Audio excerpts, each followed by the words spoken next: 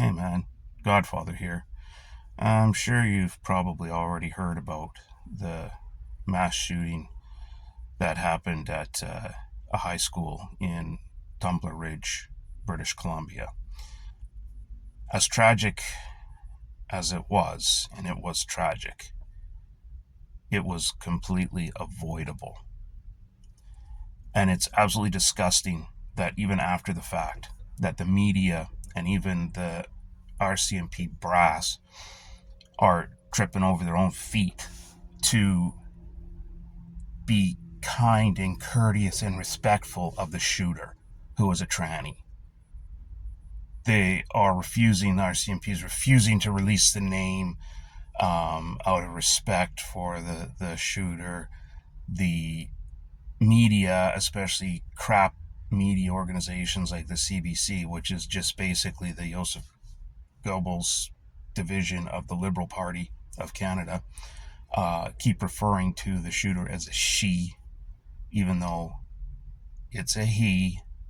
The first article I read about it in The Guardian about the shooting, they kept referring to she, her, and I was really confused because A, mass casualty events involving firearms are not that common in Canada. Most mass casualty events in Canada are due to knives or other kinds of frog poking devices or automobiles, vehicles.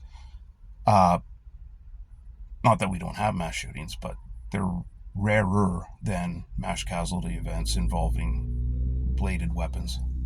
And B, the thing that was weird that stood out was that they kept saying she, her, because statistically it's very, very, very uncommon for a female to take part in a mass casualty event, especially a mass casualty event involving firearms.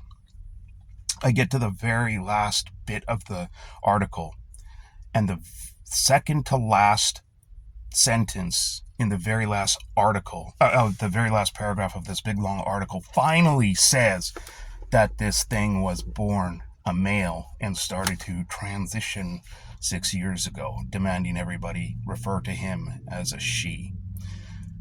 It's disgusting. It does a disservice to the victims in this case, and it does a disservice to public safety because apparently, according to some of the locals in Tumbler Ridge, when the warning bulletins were issued by the RCMP, the local detachment, they gave the description as just simply as a person wearing a dress. So anybody's brain is automatically going to connect that to a woman. Even if you see a guy in a dress, you're not necessarily going to put that two together in a high stress situation. Your brain will automatically lock on to women in dresses because women, wait for it, I'll walk you through it, it's a tough one. Women wear dresses.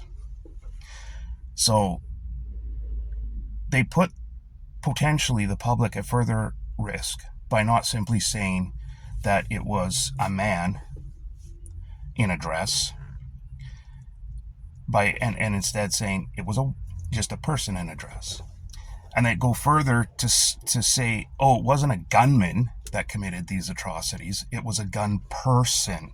They're not going to name the gunman because they want to be sensitive to the situation. In other words, they haven't figured out what to refer to it as. So they keep saying her and she and person. It's fucking bizarre. It's so ridiculous. They don't get it. It's this very behavior that enables this crap to begin with.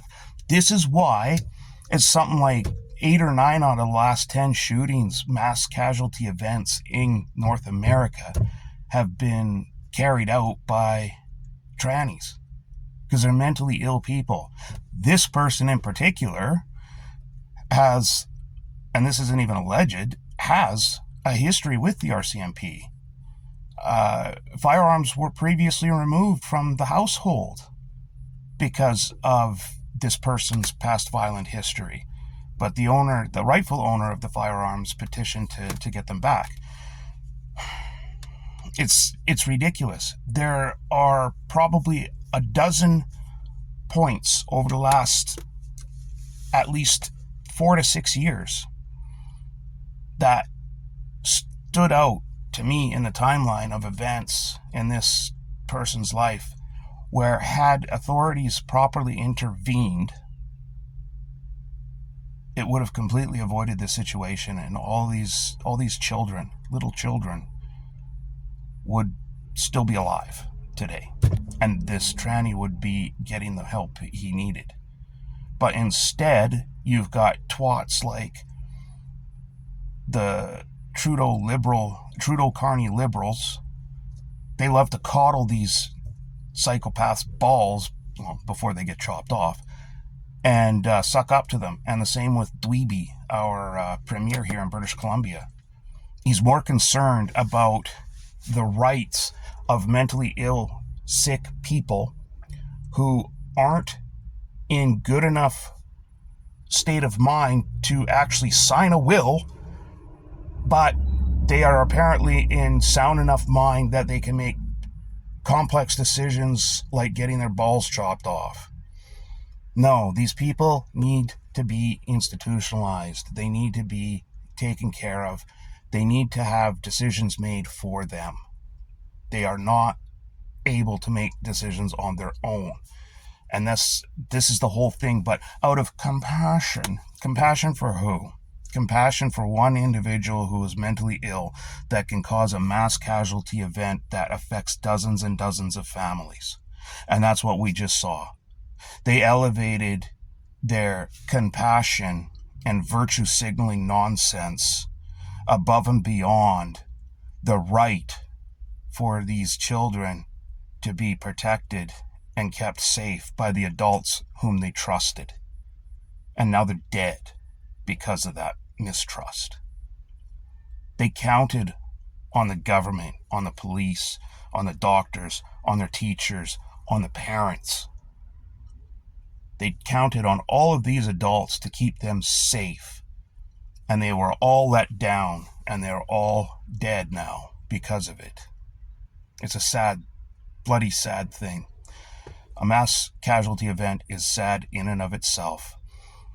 When you peel back the very first layer and you go, oh wow, there's a plethora of information here that supports the hypothesis that had this person gotten help, this event wouldn't have happened. First layer. You don't have to dig deep and see what's going on. It's like, oh, look at that. They're a mentally ill tranny with a history of violence for years. They're known to the RCMP, the police. They dropped out of high school because they couldn't get along with everybody. They're just a violent person. So what's the answer?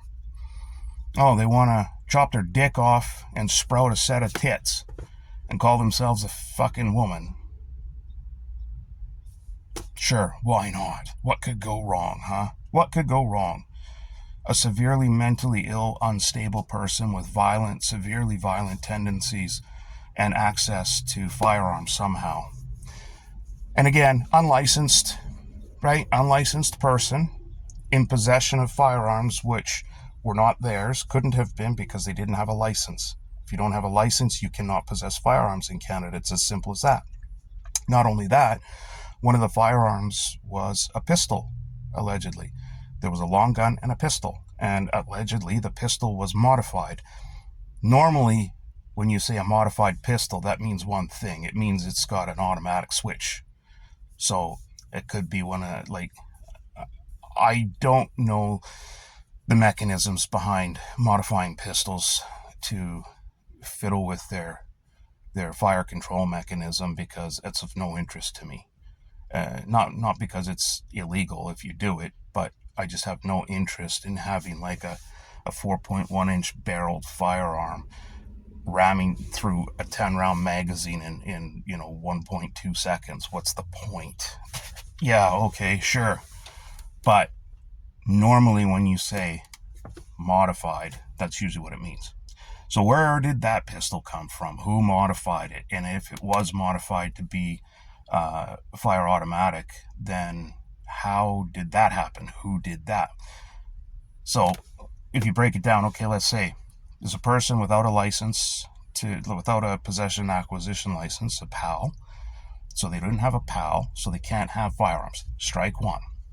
Strike two, they were in possession of firearms, a long gun and a pistol. A pistol requires a different license, a different endorsement. So that's a restricted, a possession and acquisition license for restricted firearms. There's one for non-restricted, one for restricted, one for prohibited. So they didn't have a possession and acquisition license for non-restricted. They didn't have one for restricted. So there's two other strikes, right? Possession of probably one of each. The long gun could have been restricted. It could have been non-restricted. We don't know. Not to mention they have a history of violence, so even if they had a gun license, it would have been revoked anyways. There's allegations that it did have a possession and acquisition license up until 2024, but I'm not sure if that's confirmed yet. And then the pistol being alleged to have been modified, that's illegal. You're not allowed to do that. Carrying a pistol, because it's a restricted firearm, you're not allowed to do that. You're allowed to ABA restricted firearms, that's it. As in, A, your place of residence, B, can only be a licensed firearms range specifically for restricted firearms, a gunsmith, or a port of entry. So, like, say in BC, it'd be like the Alberta-BC border or the US border. Those are the only three places you can take a firearm, a restricted firearm. Obviously, they weren't going to any of those places, so there's another strike. The point why I'm saying this is these are laws that have been on the books for decades and decades already. And this person broke all of them, and yet somehow they still got access to firearms, they got access to restricted firearms, and they got access to a modified restricted firearm, allegedly, and still carried out a murders, multiple children gone. But the Liberals want to take our guns, people who are licensed legal gun owners. Those are the people being targeted. If this person had been scrutinized, if this person had been taken out of their home and put in an institution, none of this happens. None of it.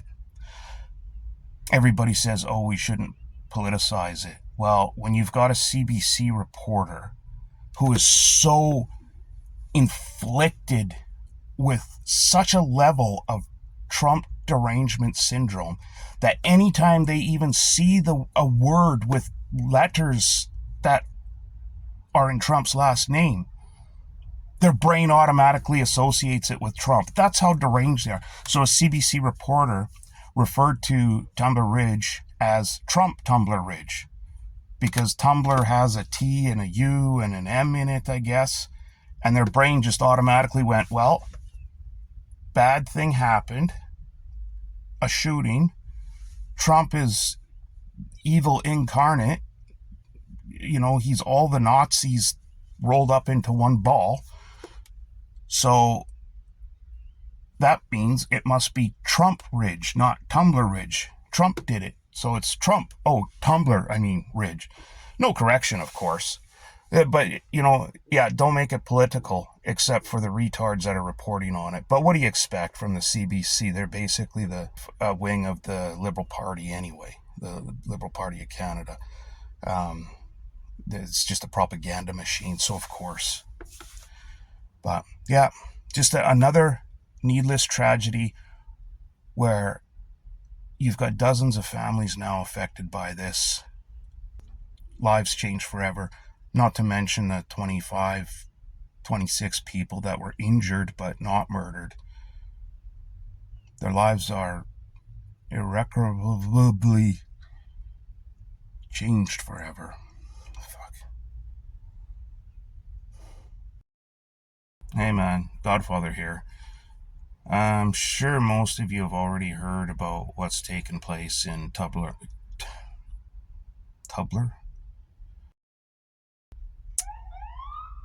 Okay. You're going to do one of those stupid things.